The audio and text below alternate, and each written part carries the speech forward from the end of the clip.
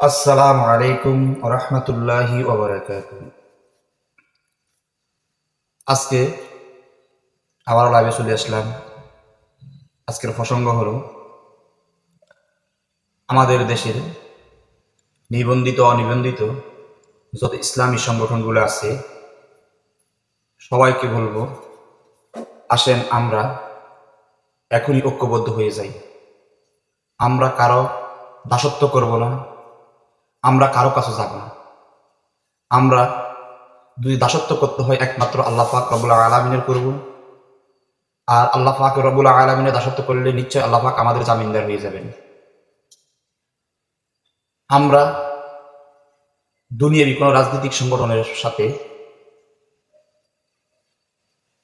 একাত্মতা না করে আমরা কিভাবে আল্লাহর জমিনে আল্লাহর দিন বাস্তবায়ন করা যায় ওই চেষ্টায়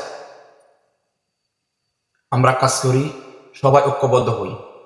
বাংলাদেশে অনেক ইসলামী দল সংগঠন আছে, এর মধ্যে নিবন্ধিত অনিবন্ধিত মিলাই প্রায় 25টা সংগঠন বাংলাদেশে কাজ করেন।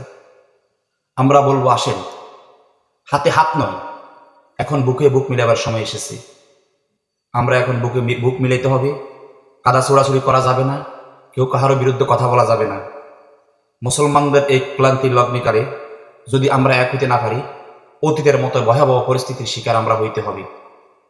এই প্রজন্মে বলতে পারবে 2013 সালে শাপলা চত্বরের কথা।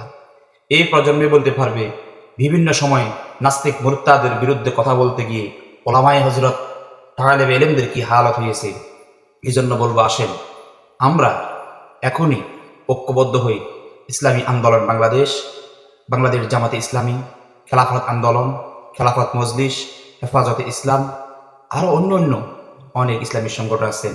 আল্লাহ পাক আমাদেরকে বুঝার তৌফিক দান করেন, আল্লাহ পাক আমাদেরকে মানার তৌফিক দান করেন। আল্লাহ হাফেজ। আসসালামু আলাইকুম রহমতুল্লাহ।